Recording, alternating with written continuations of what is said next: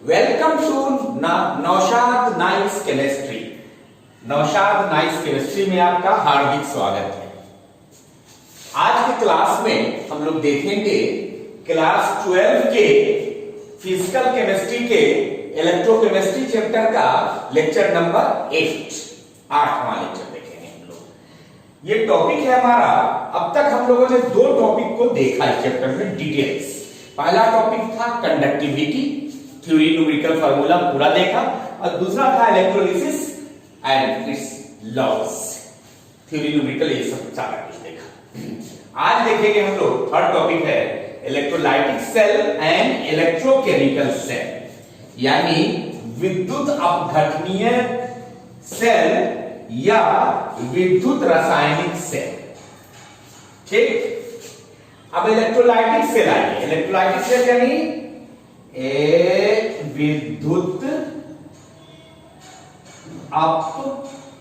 अपघटनीय cell, विद्युत अपघटन electrolysis, अब विद्युत अपघटनीय सेल।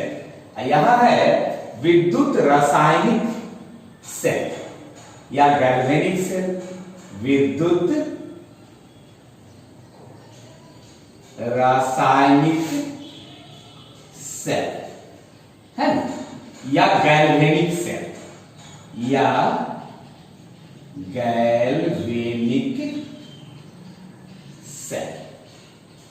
चलिए अब इन दोनों में डिफरेंस देखें। हम लोग इलेक्ट्रोलाइटिक सेल के बारे में पढ़ चुके हैं, लेकिन फिर भी अभी हमको मेन फोकस है हमारा इलेक्ट्रोकेमिकल सेल पर। ये इलेक्ट्रोकेमिकल सेल या गैल्वेनिक सेल, इस पर फोकस, मगर इसको इससे कंपेयर कराते हुए देखेंगे। ये हम लोग पढ़ चुके हैं, लेकिन इससे इलेक्ट्रोलाइटिक सेल से इलेक्ट्रोकेमिकल सेल कैसे डिफरेंट है ये हम लोग देखेंगे। तो आ जाइए देखिए, पहला point, electrochemical cell, sorry electrolytic cell, it is a device to convert electrical energy into chemical energy. ये एक ऐसा यंत्र है, ये ऐसा यंत्र है टू कन्वर्ट, बदलने के लिए, बदलने के लिए, क्या बदलने के लिए भाई? इलेक्ट्रिकल एनर्जी को केमिकल एनर्जी में बदलने के लिए। यानी इलेक्ट्रोलाइटिक सेल एक ऐसा सेल है जो इलेक्ट्रिकल एनर्जी को केमिकल एनर्जी में बदलता है, और इसका जस्ट उल्टा वहां है। Suppose if it is electrolytic cell, then it is electrochemical cell. तो यहां इलेक्ट्रिकल एनर्जी को केमिकल एनर्जी में बदलते हैं, और यहां केमिकल एनर्जी को इलेक्ट्रिकल एनर्जी में बदलेंगे, है ना। It is a device to convert chemical energy into electrical energy.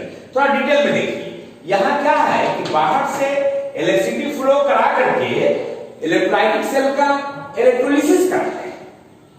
Electrolyte है ना, क्या करते हैं, इलेक्ट्रोलाइट का बाहर से इलेक्ट्रिसिटी फ्लो करा के इलेक्ट्रोलाइट का इलेक्ट्रोलिसिस कराते हैं। और यहां क्या है कि केमिकल रिएक्शन करा के इलेक्ट्रिसिटी प्रोड्यूस किया जाता है ना। केमिकल रिएक्शन से इलेक्ट्रिसिटी प्रोड्यूस करते हैं। तो केमिकल रिएक्शन, कौन सा केमिकल रिएक्शन? Redox reaction. तो रिडॉक्स रिएक्शन करा के उससे इलेक्ट्रिकल एनर्जी बनाया जाता है, प्रोड्यूस किया जाता है। और यहां इलेक्ट्रिसिटी फ्लो करा के इलेक्ट्रोलाइट का इलेक्ट्रोलिसिस कराया जाता है। ठीक हो गया, तो समझ जाइएगा। इस दोनों को मेन इसका डिफिनेशन हो गया यही। Electrical energy to chemical energy, electrolytic cell, chemical energy to electrical energy, electrochemical cell या गैल्वेनिक सेल या वोल्टाइक सेल भी कहते हैं, है ना। इसको गैल्वेनिक साइंटिस्ट के नाम पर दिया हुआ है।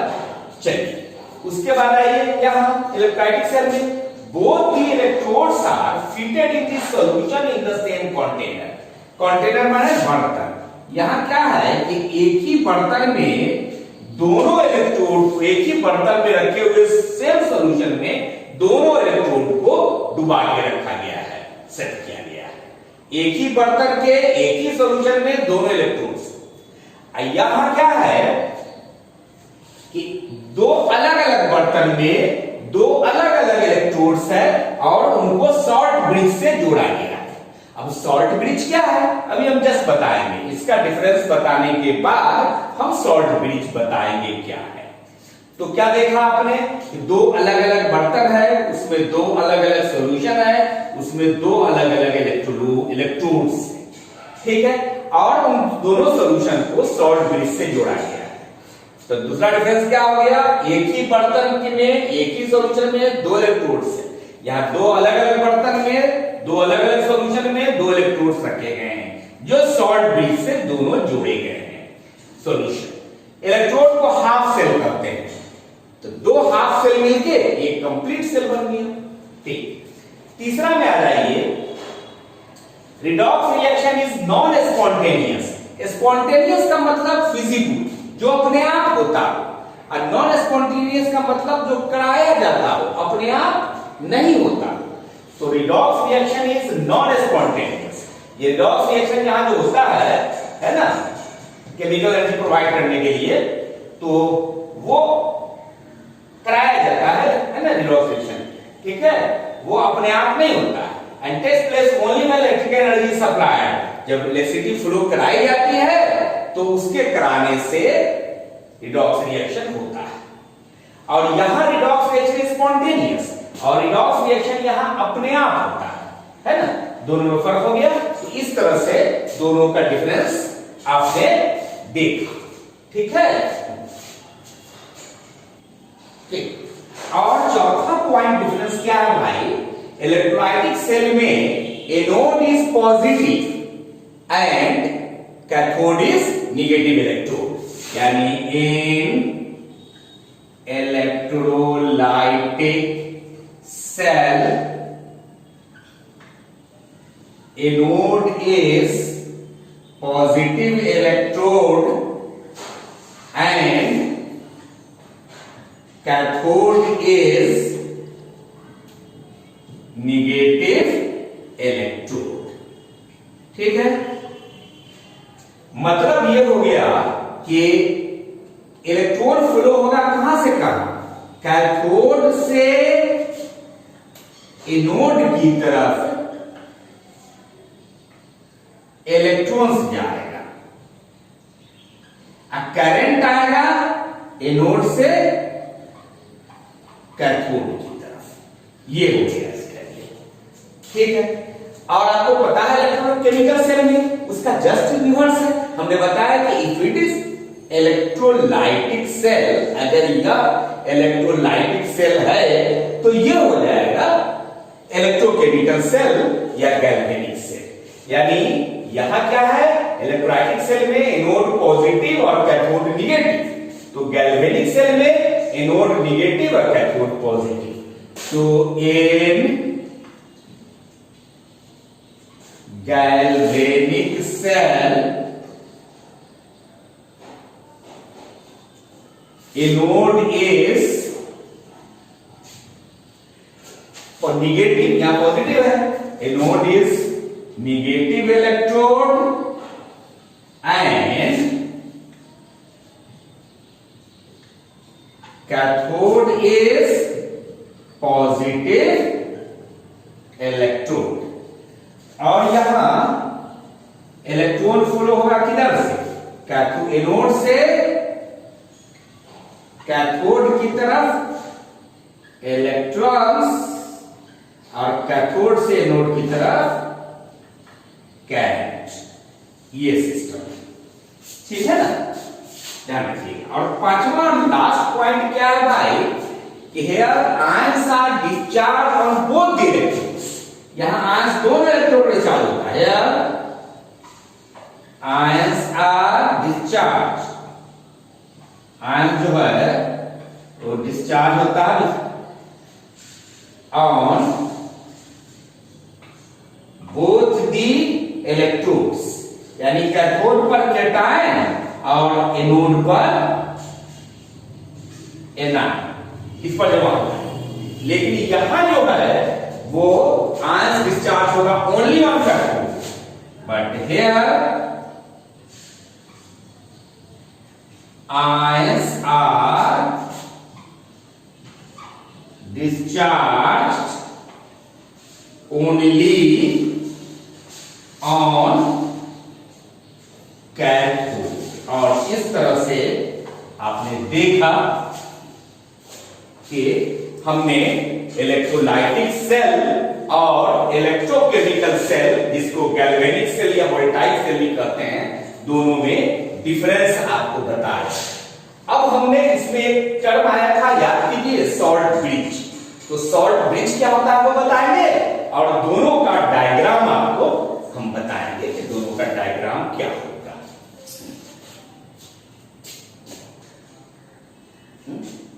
चलिए, अब हम लोग इलेक्ट्रोकेमिकल सेल या गैल्वेनिक सेल में, यानी वोल्टाइक सेल, तीनों एक ही है, इसमें हम लोग एक टर्म आया था सॉल्ट ब्रिज।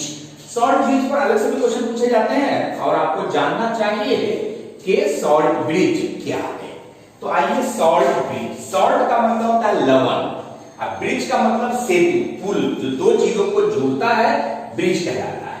तो ऐसा ब्रिज जो दो सॉल्ट को जोड़ता हो, दो सॉल्ट सॉल्यूशन को जोड़ता हो तीसरे सॉल्ट सॉल्यूशन के जरिए के द्वारा, वही कहलाता है सॉल्ट ब्रिज।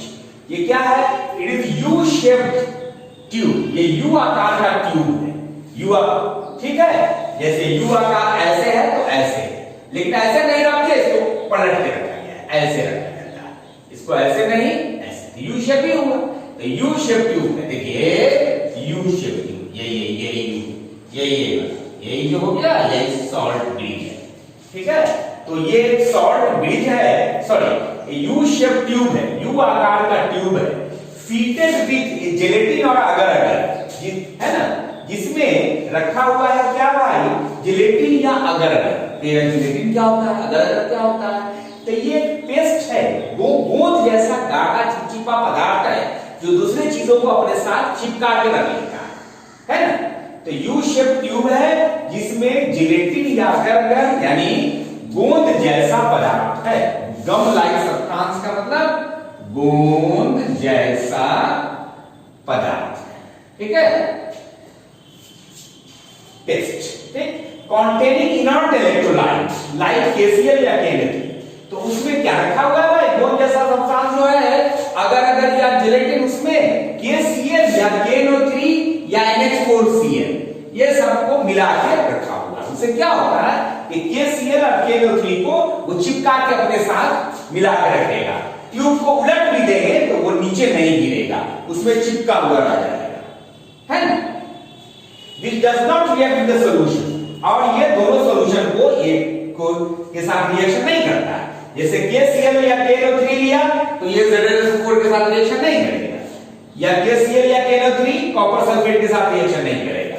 तो समझ गए, सॉल्ट ब्रिज एक यू आकार का ट्यूब है जो जिसके अंदर रखा हुआ है ना, तो अगर या जिलेटिन जो कि गोंद जैसा गाढ़ा पदार्थ है, और उसमें इनर्ट इलेक्ट्रोलाइट, ऐसा इलेक्ट्रोलाइट जो रिएक्शन सॉल्ट से नहीं करता है, जैसे KCl, NO3, NH4Cl, ये सब कोई भी चीज इसमें रखा हुआ है, मिला हुआ है, जिससे क्या होता है, चिपचिपा पदार्थ में ये इनर्ट इलेक्ट्रोलाइट रहने से उलट भी देंगे अगर यू ट्यूब को, तो वो गिरेगा नहीं, ठीक है। अब जैसे एक इलेक्ट्रोड है आपका, इलेक्ट्रोड का मतलब हाफ सेल, एक सेल में दो इलेक्ट्रोड है ना, एक कैथोड एक एनोड, तो एक सेल में दो इलेक्ट्रोड, तो एक इलेक्ट्रोड हुआ हाफ सेल, दूसरा इलेक्ट्रोड भी हुआ हाफ सेल, तो हाफ सेल मिलके कंप्लीट सेल। तो इलेक्ट्रोड या हाफ सेल एक ही चीज है। तो एक हाफ सेल या इलेक्ट्रोड है Zn plus zinc rod, zinc sulphate solution में डूबा हुआ है, और दूसरा है copper rod, copper sulphate solution में डूबा हुआ है, ठीक है ना, ये करेक्ट है। बाहर में एक्सटर्नल सर्किट में करेक्ट कर दिया इसको, और इसको यू शेप ट्यूब, यही है सॉल्ट ब्रिज से जोड़ दिया। अब ऐसे क्या होगा, ये सर्किट पूरा हो जाएगा, इलेक्ट्रॉन ऐसे जा रहा है, ऐसे आके ऐसे और करंट उल्टी दिशा में जा रहा है। जानते ही है, इलेक्ट्रिसिटी में पढ़ा है आपने, इलेक्ट्रॉन्स का फ्लो जिस डायरेक्शन में होता है, इलेक्ट्रिक करंट का फ्लो उसके एंटी डायरेक्शन में होता है। हो गया, तो ये डबल एरो से दिखाया गया है, यही हुआ सॉल्ट ब्रिज, यही हो गया सॉल्ट ब्रिज यही हो गया, ठीक है। अब significance of salt bridge, significance क्या होगा भाई, तो महत्व, सॉल्ट ब्रिज का महत्व तो क्या है भाई, it connects the solution of two cells, complete the circuit, allow the flow of current. Salt bridge क्या आता है, दो सॉल्ट सॉल्यूशन को कनेक्ट करता है, जोड़ता है, रिएक्शन नहीं करेगा मगर जोड़ देगा। कैसे? और इसमें सर्किट को पूरा होगा। जैसे ये ना जुड़ा रहा था तो इलेक्ट्रॉन से जाता है, लेकिन ऐसे निकलने का उपाय नहीं था, तो इसलिए यहां सॉल्ट ब्रिज का काम है कि सर्किट को पूरा करेगा। इलेक्ट्रॉन ऐसे गया एनोड से कैथोड की तरफ, अब फिर सॉल्ट ब्रिज हो करके फिर आया कैथोड से एनोड की तरफ, ऐसे। ठीक है? और it prevent the solutions from one half cell to another, और ये एक हाफ सेल से दूसरे हाफ सेल में सॉल्यूशन को जाने से रोकता है। तो सॉल्ट ब्रिज का दो काम हो गया, पहला हो गया ये सर्किट को पूरा करता है ना, और दूसरा काम हो गया करंट को बढ़ने देता है, और दूसरा काम हुआ दोनों सॉल्यूशन को आपस में जो है वो मिलने नहीं देता है, एक दूसरे में जाने नहीं देता है, और उससे रिएक्शन भी नहीं करता है। यानी इसमें सिर्फ इलेक्ट्रॉन का ट्रांसफर होगा, सब्सटेंस का ट्रांसफर नहीं होगा। और इस तरह से सॉल्ट ब्रिज पर अक्सर नोट पूछेगा तो आप लिख सकते हैं। ये आपको डायग्राम फिर दोबारा हम अभी दिखा रहे हैं आपको बढ़िया से, है ना। ये गैल्वेनिक सेल है, जो खास तरह का गैल्वेनिक सेल जो लिया गया है अभी, इसको डैनियल सेल बोलते हैं। क्या बोलते हैं? Daniell cell. ठीक है? तो इस तरह से हम लोग इलेक्ट्रोलाइटिक सेल, इलेक्ट्रोकेमिकल सेल यानी गैल्वेनिक सेल और वोल्टाइक सेल देखा, और सॉल्ट ब्रिज के बारे में हम लोगों ने देखा। अब हम आपको इलेक्ट्रोलाइटिक सेल और गैल्वेनिक सेल दोनों का डायग्राम को साफ साफ दिखाते हैं। आप उसको इसके आप स्क्रीन को आप कीजिएगा कि उसको रोक करके और उसको आप डायग्राम को नोट कर लीजिएगा, पॉज करके डायग्राम को नोट कर लीजिएगा उसको।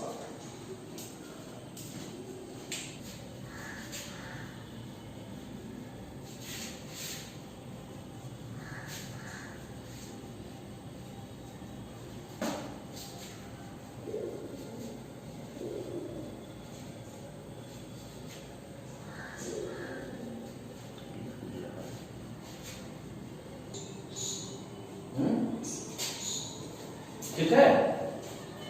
आइए अब हम लोग देखते हैं अभी cell representation of a galvanic cell या इलेक्ट्रोकेमिकल सेल, वोल्टाइक सेल या डैनियल सेल। मतलब ये हो गया कि इलेक्ट्रोलाइटिक सेल को अब ड्रॉप करें, जितना पढ़ लिया जान लिया। अब हम लोग सिर्फ पढ़ेंगे, सिर्फ और सिर्फ केवल हम लोग पढ़ेंगे इलेक्ट्रोकेमिकल सेल, या जिसका दूसरा नाम है गैल्वेनिक सेल, तीसरा नाम है वोल्टाइक सेल, और एक उसका एक बढ़िया एग्जांपल है डैनियल सेल। सब एक ही। तो डैनियल सेल के बारे में पढ़ते हैं हम लोग। एक टेक्निक आपको सिखाएंगे, एक क्लू आपको सिखाएंगे हम, जो आप जानिए। क्या क्लू है भाई? तो सुनिए, क्लू है जैसे ये सेल हो गया आपको, ये हो गया सेल, ये है आपको सेल। तो जिंक डायग्राम में जस्ट आपने देखा, डायग्राम में देखिएगा, जिंक रॉड डूबा हुआ है जिंक सल्फेट सॉल्यूशन में, और कॉपर रॉड डूबा हुआ है कॉपर सल्फेट सॉल्यूशन। ठीक है? ये सॉलिड है, ये एक्वस है, ये सॉलिड है और ये एक्वस है, ये भी सॉलिड है और ये एक्वस डूबा हुआ है। ठीक है? और दोनों को अलग किया गया है सॉल्ट ब्रिज से। ये हो गया सॉल्ट ब्रिज, सॉल्ट ब्रिज से अलग किया गया है। समझ गए बात को? तो इसमें एक टेक्निक देखिए, इसमें ZnSO4 है, अब Zn plus plus SO4 minus minus solution में टूट जाएगा, फिर copper plus plus SO4 minus minus, तो SO4 माइनस माइनस दोनों कॉमन लेके हटा दिया, तो जिंक ऑब्लिक Zn2 प्लस, यानी जिंक जो रॉड है डूबा हुआ है जिंक आयन में, सॉल्यूशन के जिंक आयन में डूबा हुआ है, और कॉपर रॉड डूबा हुआ है सॉल्यूशन के कॉपर आयन में डूबा हुआ है, और ये दोहरा निशान लगा हुआ है, ये है सॉल्ट ब्रिज। अब आ जाइए, एक हाफ सेल या इलेक्ट्रोड ये हो गया, एक हाफ सेल या इलेक्ट्रोड ये हो गया, है ना। एक हाफ सेल इलेक्ट्रोड ये है, एक हाफ सेल इलेक्ट्रोड ये है, और दोनों को सॉल्ट ब्रिज से जोड़ दिया गया है। ठीक? अब इसको टेक्निक को याद रखने का कई तरीका है, कैसे लिखाइए? तो आ जाइए, इसके लिए टेक्निक याद रखिएगा, loan, LOAN, L for left, यानी इसके जो बाएं तरफ होगा वो ऑक्सीडेशन हाफ सेल, यानी सॉल्ट ब्रिज के जो बाएं तरफ है वो ऑक्सीडेशन हाफ सेल है, ऑक्सीडेशन हो रहा है। A for anode, N for negative, और ये एनोड है और निगेटिव है, एनोड है और निगेटिव, ठीक। और इसका ठीक उल्टा, लेफ्ट का उल्टा राइट, तो राइट वाला, ऑक्सीडेशन का उल्टा रिडक्शन, तो यहाँ रिडक्शन होता है, एनोड का उल्टा कैथोड, तो ये कैथोड है, और निगेटिव का उल्टा पॉजिटिव, तो ये पॉजिटिव। तो आपने क्या देखा, loan, left oxidation, anode negative, यानी बाएं तरफ जो होगा सॉल्ट ब्रिज के वो निगेटिव इलेक्ट्रोड है, यानी एनोड है, और वहां ऑक्सीडेशन होता है दाहिने तरफ, ठीक उसका उल्टा। या इसको कहिएगा कि सर इसको भी कोड में हमको शॉर्टकट में सिखा दीजिए, तो आप देख लीजिए, शॉर्टकट में इसको भी सिखा देते हैं हम आपको। RCP, RCP, R for right, C for cathode,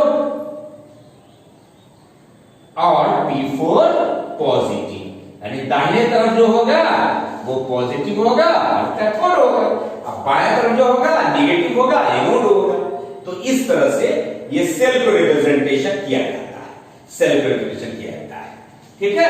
और शॉर्टकट देखिए, इसको और बढ़िया से दिखा देते हैं, देखिए यू ABC,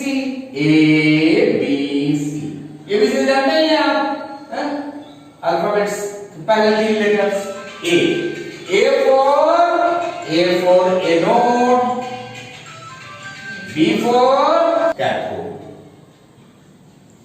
ABC ब्रिज, यानी सॉल्ट ब्रिज। तो इस तरह से ऐसे भी याद रख सकते हैं, जैसे आप याद रखिए, anode ABC bridge, cathode, anode और कैथोड को ब्रिज अलग करता है, या RCP याद रखिए, RCP राइट कैथोड पॉजिटिव, या लोन याद रखिए, जैसे कीजिए आप। और इस तरह से कोई भी आपको सेल को कहेगा कि आप उसको कैसे रिप्रेजेंट करेंगे, तो सेल रिप्रेजेंटेशन हो गया, ठीक। अब हम लोग इसको सेल रिप्रेजेंटेशन, इसको हम लोग देखेंगे इसका सेल रिएक्शन। अब सेल रिप्रेजेंटेशन हो गया, अब इसका सेल रिएक्शन है ना, सेल रिएक्शंस, ठीक।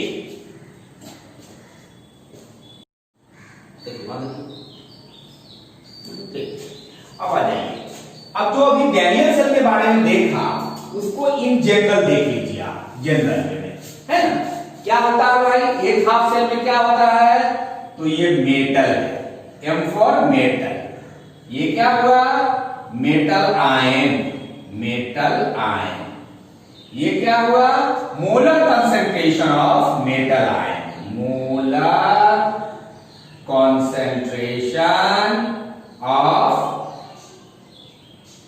metal ion in the solution, in the solution, molar concentration of metal ion in the solution। ये क्या है भाई, तो ये है salt bridge।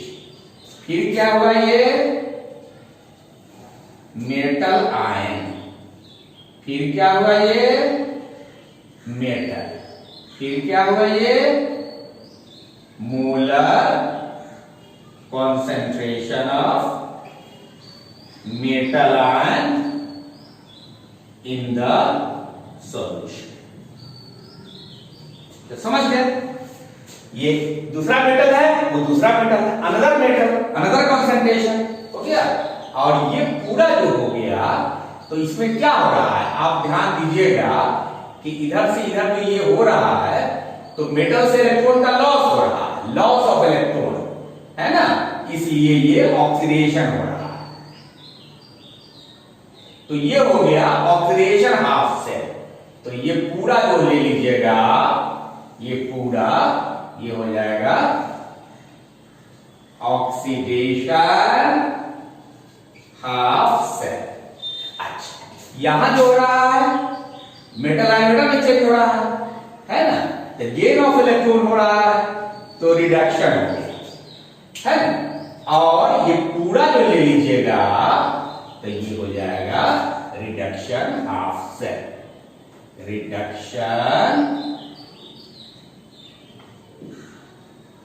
हाफ सेल इसको समझ सकते हैं हम लोग कैसे, लोन से। याद कीजिए, लेफ्ट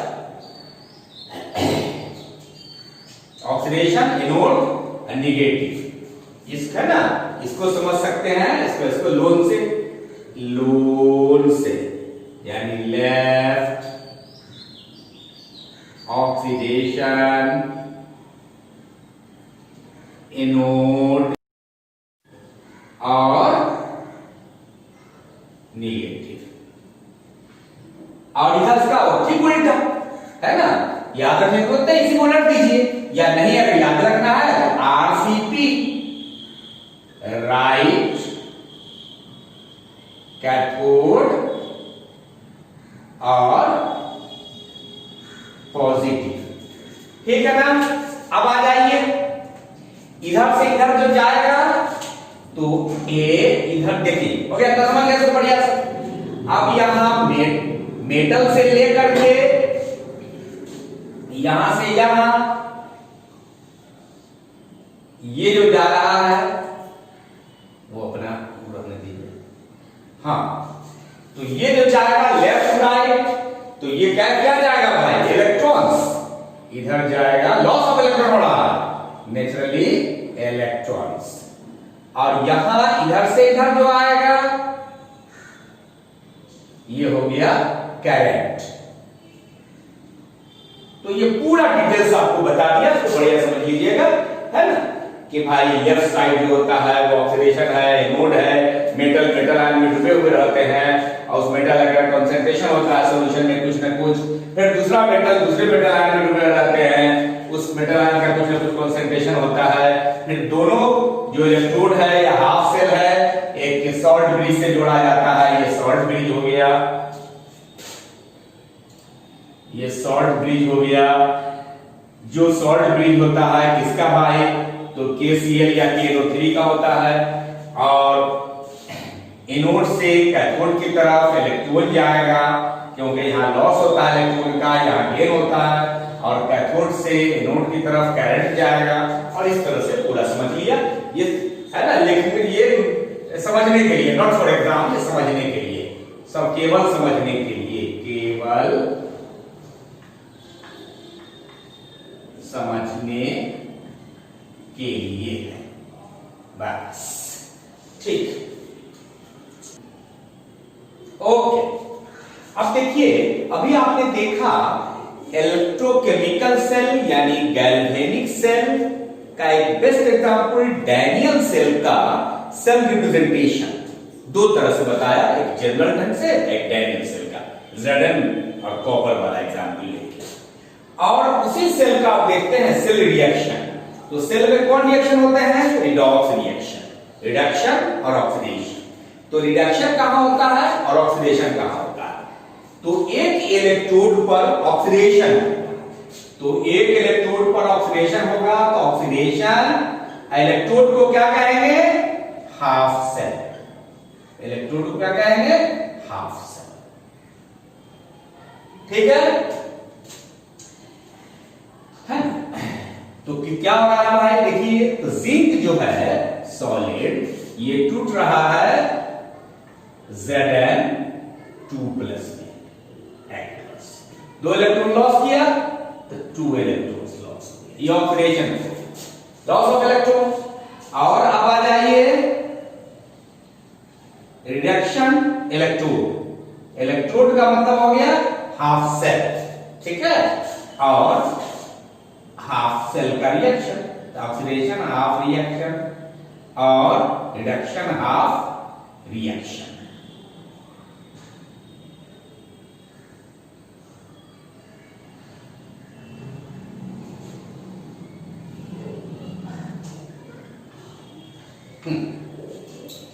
और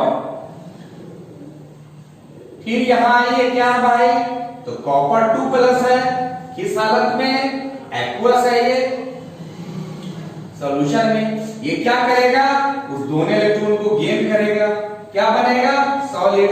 और इस तरह से रिडॉक्स रिएक्शन हुआ, एक ने इलेक्ट्रॉन को लॉस किया, दूसरे ने इलेक्ट्रॉन को गेन किया, यह इलेक्ट्रॉन और ये इलेक्ट्रॉन कैंसिल हो जाएगा। अब आ जाइए net reaction, net cell reaction, net cell reaction, दोनों को जोड़ के क्या होगा भाई, तो ZnS है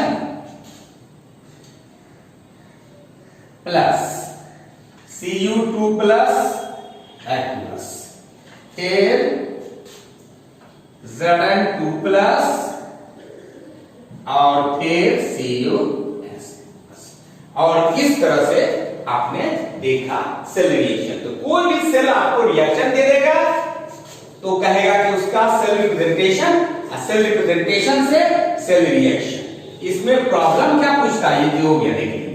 अब इसमें आपको प्रॉब्लम्स पूछे जाते हैं कि सेल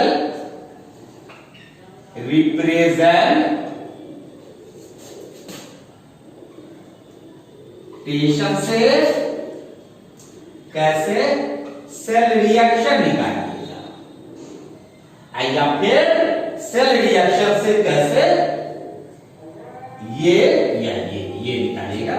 ये हम लोग देखेंगे, अभी देखेंगे हम लोग, ठीक है। ये BBI, ये चलिए अब हम देखें सेल रिएक्शन और सेल रिप्रेजेंटेशन पर बेस्ड प्रॉब्लम। हम लोगों ने भी इलेक्ट्रोलाइटिक सेल देखा और इलेक्ट्रोकेमिकल सेल देखा, यानी इलेक्ट्रोकेमिकल सेल का दूसरा नाम गैल्वेनिक सेल या वोल्टाइक सेल भी है, और उसका बेस्ट एग्जांपल है डैनियल सेल, वो देखा हम लोग, जिंक और कॉपर वाला। अब आ जाइए, ये सेल जो देखा हम लोगों ने, उस सेल इलेक्ट्रोकेमिकल सेल का रिप्रेजेंटेशन कैसे उसको दर्शाएंगे, जाहिर कैसे करेंगे, निरूपित कैसे करेंगे, और उसका सेल रिएक्शन, सेल प्रतिक्रिया। तो आ जाइए, क्वेश्चन है depict the galvanic cell in which this reaction takes place, यानी गैल्वेनिक सेल को रिप्रेजेंट कीजिए जिसमें सेल रिएक्शन दिया होगा, यानी सेल रिएक्शन है तो सेल रिप्रेजेंटेशन बताना है। तो सबसे पहले सेल रिप्रेजेंटेशन आ जाएगी, तो सेल रिप्रेजेंटेशन, ठीक है, उसी से सारा प्रॉब्लम बनेगा। तो क्या है, देखिए जिंक डूबा हुआ है, इसमें जिंक सॉलिड है, ये डूबा हुआ है जिंक आयन में। चलिए ये नोड हो गया। फिर सिल्वर आयन में डूबा हुआ है क्या, silver electrode, A B C, anode, this is what A B C है ना, ABC मतलब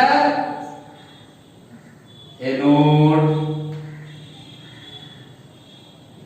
सॉल्ट, ब्रिज और C फॉर कैथोड। बस ABC याद रखिए, कितना बढ़िया होता है, ठीक है। और अब आ जाइए, ये सेल रिप्रेजेंटेशन आपका। अब इसको देखिए, सारा क्वेश्चन बन जाएगा। पहला आ जाइए, क्या कह रहा है, which of the electrons is negatively charge, the negative charge कौन है, लोन, लेफ्ट वाला, लेफ्ट में ऑक्सीडेशन होता है एनोड नेगेटिव चार्ज, तो लेफ्ट वाला। तो क्या होगा, जिंक, लेफ्ट में कौन है भाई, तो zinc electrode, zinc electrode is negatively charge, यहां पर जिंक इलेक्ट्रोड यानी एनोड इज नेगेटिवली चार्ज, ठीक है। हिंट्स देख लीजिए, तो हिंट्स में लोन,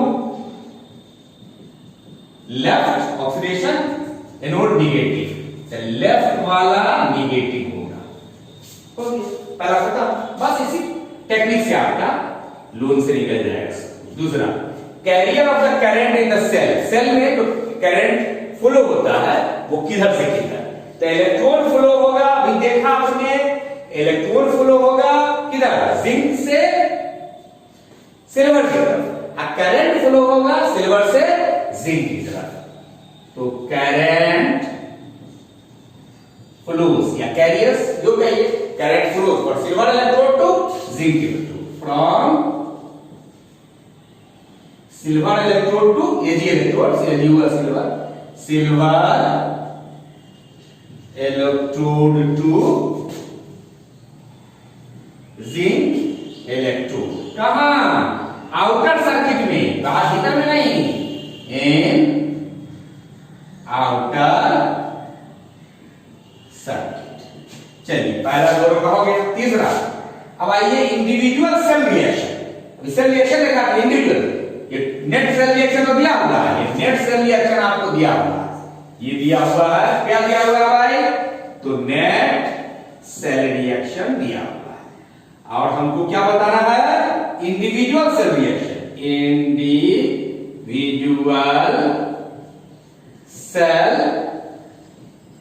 इंडिविजुअल सेल रिएक्शन बताना है। तो चलिए इंडिविजुअल सेल रिएक्शन में क्या भाई? तो देखिए जिंक पहले हो गया, लेफ्ट से एनोड होगा, तो लेफ्ट में क्या होगा? एनोड, तो एनोड। जिंक टूटेगा जिंक आयन में, तो जिंक सॉलिड है, ये टूट गया, जिंक 2+ एक्वस और 2 इलेक्ट्रॉन, लॉस ऑफ इलेक्ट्रॉन हुआ भाई, तो loss of electron is oxidation. अब आ जाइए कैथोड, तो कैथोड में क्या है? ये वाला है ना, silver ion silver, silver ion silver है ना, तो इसमें हो गया सिल्वर आयन सिल्वर, तो सिल्वर आयन क्या चीज में? सिल्वर में। इलेक्ट्रॉन, गेन ऑफ इलेक्ट्रॉन हो गया, तो ये हो गया रिडक्शन। अब 2 से मल्टीप्लाई कर दीजिए इसको, ताकि इलेक्ट्रॉन दोनों में बराबर हो जाए। अब दोनों को जोड़िएगा ना, इलेक्ट्रॉन कट जाएगा और ये रिएक्शन इसी के जैसा हो जाएगा। तो इस तरह से आप ये ऐसा टेक्निक बता दिया है लोन, इससे आप पहला 2 पार्ट निकाल लिया, तीसरा पार्ट जो है वो भी आपने देखा, सेल रिएक्शन से सेल रिप्रेजेंटेशन, सेल रिप्रेजेंटेशन से सेल रिएक्शन हम लोग निकालते हैं। तो इस तरह प्रॉब्लम को पूछा जाता है, ये एनसीईआरटी का प्रॉब्लम है। ठीक ठीक, अब 6 प्रॉब्लम देख लीजिए आप इस पर टेस्ट। क्या है? Question number 2, write the cell reaction for the following cell. Cell reaction लिखना है, ये सेल रिप्रेजेंटेशन दिया हुआ है, इससे सेल रिएक्शन लिखना है। तो इधर क्या होगा? एनोड, सॉल्ट ब्रिज, कैथोड, है ना। तो एनोड में क्या होता है? लोन, याद करो एनोड में होता है लोन, लेफ्ट ऑक्सीडेशन, तो यहां पर लेफ्ट में लेफ्ट वाला जो हुआ ऑक्सीडेशन हुआ, Fe से Fe2+ ऑक्सीडेशन हो गया, और राइट वाला रिडक्शन होगा RCP, तो राइट कैथोड, तो रिडक्शन हो गया राइट वाला, तो ये हो गया H2SO4 टूटेगा 2H+ SO4 में, तो 2H+ ले लिया और ये गेन ऑफ इलेक्ट्रॉन होगा, तो ये हो गया। जितना इलेक्ट्रॉन लॉस होता है उसका गेन, ये दोनों कैंसिल हो जाएगा, इसको ऐड कर दिया इसको। इसी तरह से तो ले लीजिएगा आप Zn/Zn2+ या Ag+/Ag, ये कर लीजिए, फिर Cd/Cd2+, शॉर्ट ब्रिज H+/H2, ये दोनों आप बना लीजिएगा इस तरह से। ये दिया हुआ है सेल रिप्रेजेंटेशन, सेल रिएक्शन लिख लीजिएगा, यहां भी सेल रिप्रेजेंटेशन दिया हुआ है, सेल रिएक्शन लिख लीजिएगा। अगर कोई प्रॉब्लम हो तो आप हमसे रेगुलर क्लास जो होगा उसमें पूछिए, या व्हाट्सएप ग्रुप जो है उसमें व्हाट्सएप पर पूछिए, मेरा नंबर यही है। ठीक,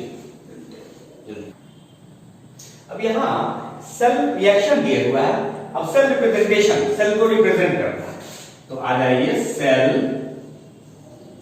रिप्रेजेंटेशन। ठीक है, तो Fe